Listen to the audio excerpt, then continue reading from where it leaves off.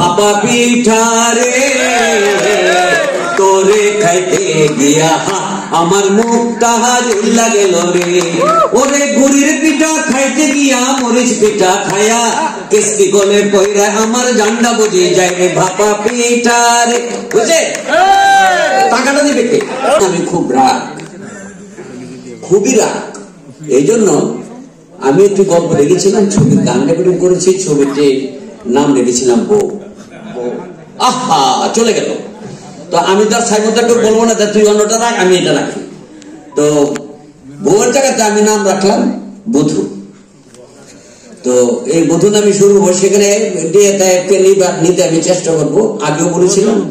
তো সবচেয়ে বড় কথা, আমি 50 বছরের উপরে এই চলচ্চিত্রে আছি, এমন আর দেখিনি।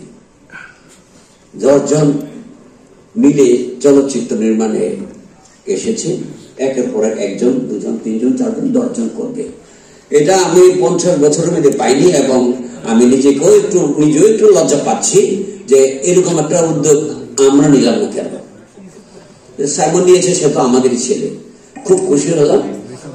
আর বিশেষ কিছু বলার এখানে জায়গা নেই, এখানে তো সবাই বসে আছে। এখানে ফাংশন কি হবে না হবে এটা তারেক জানে, আমি জানি না, আমাকে বলে নাই। গান বাজা এখানে না হলে তোকে বসে থাকবে না।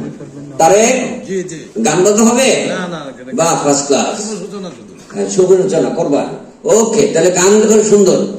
আমি গানকে ভালোবাসি, গান নিয়ে আমার জীবনের প্রথম শুরু হয়েছিল। এক লাইন গান শুনবো আপনার মুখ থেকে। আমাদের মানে মেইন উদ্যোক্তা এখানে বসে যায়, যার জন্য পুরস্কার আমাকে দিলেই হবে।